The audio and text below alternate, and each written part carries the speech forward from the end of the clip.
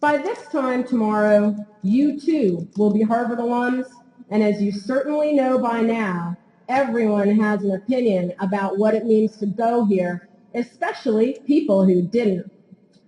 It's up to us to be ambassadors for this brand, to temper hubris with humility, to defy the stereotypes, and help others understand that despite our degrees, we're just normal, down-to-earth people who, at 17, happen to be, as the admissions office liked to say in my day, well lopsided individuals.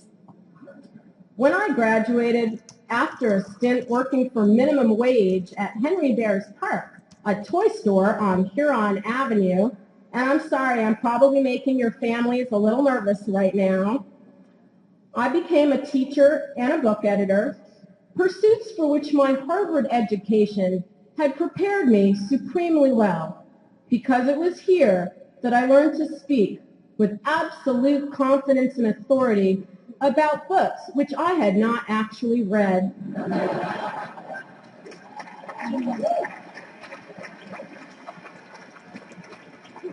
I shouldn't really admit this, but once a section leader wrote on one of my finals, "Your essays were exceptionally well written, and I'd like to give you an A, but since you couldn't answer any of the IDs, it's clear you haven't read any of these books." Busted.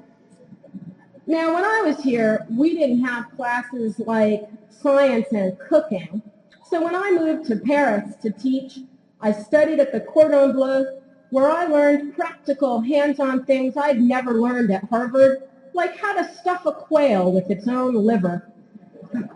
Eventually, I did what any self-respecting history and lit of France and America honors concentrator does after writing a thesis on Sartre and the role of fiction in existentialism.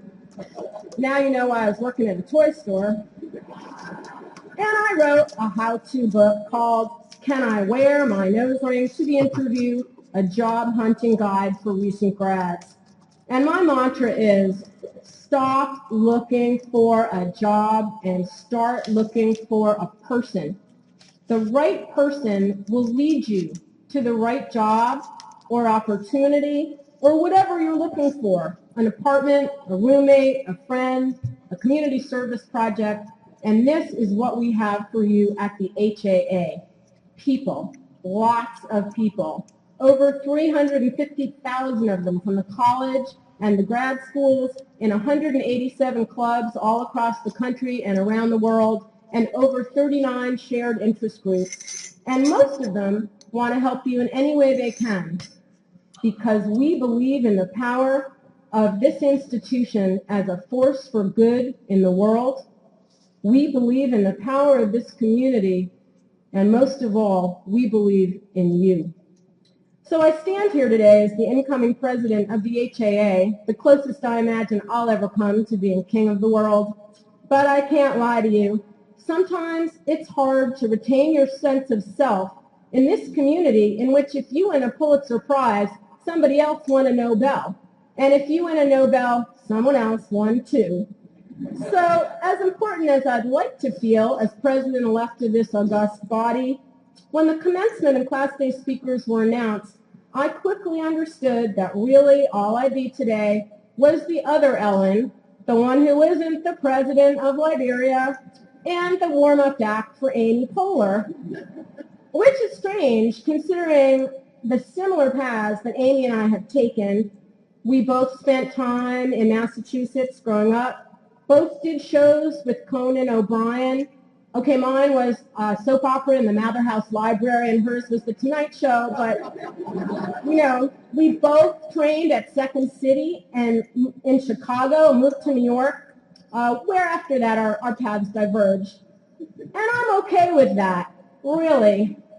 I think of the high holiday story I read every year about Rabbi Zusia, who gets a complex about Moses and all of the other overachieving rabbis he's hanging out with. On his deathbed, he tells his students, "Now I realize at the end of my life, no one is asking, why were you not Moses, but why were you not Zusia?" I hope you go on to lead countries and companies and cure the world of its ills and create great art and comedy and new social media, as so many of our distinguished alums have done, if that's what you want to do. But forget about your Harvard potential, a notion which has sadly paralyzed more than one of our alums, and be who you're meant to be and who you want to become, and let the HAA help you along the way. We're celebrating Harvard's 375th birthday next year, and my message to alumni is, Harvard is where you are. I mean, it will still be here. It's not going anywhere. Although sometimes, just for fun, I tell people, Harvard is changing its name, and you should see people's reactions. I hope you'll come back to Cambridge often, but don't wait for a class reunion. As far as I'm concerned, if there are 2 alums in a room, even a virtual room, it's a reunion. On June 21st, we're having global networking nights in cities around the world and across the country. We have fall welcome to the city events planned, but we can't let you know what's going on or tell you about Crimson Compass, our career database, or public service on the map if we can't find you. So when you get emails about signing up for a post.harvard address or joining a local club, New York Club even has a booth right out there in the yard, I hope you'll do it. There are lots of ways to get involved. Help us make Harvard happen wherever you are. But you've got to reach out and connect if you want to experience the amazing power of this network, as my buddy HAA President Bob Bowie has reminded us all year. Let's start right now. Take a few seconds and introduce yourself to someone near you you don't know. Next to you, in front of you, behind you.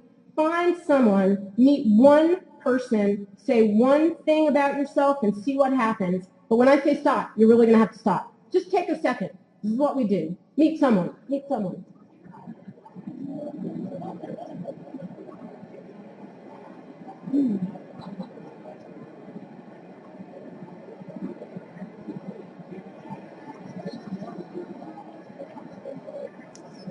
All right. They even got me a gavel. All right, folks. I could let it go on for another hour, you know. But really, this is what the HAA is all about. Helping people connect to each other, to the university, to students.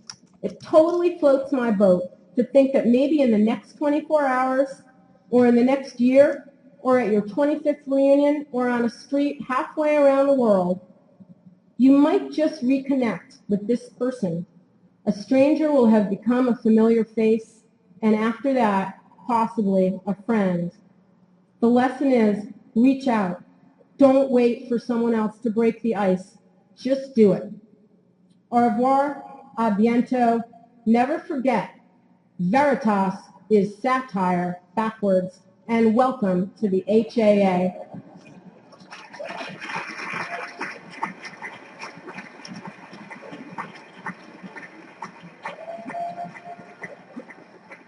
Hello, people.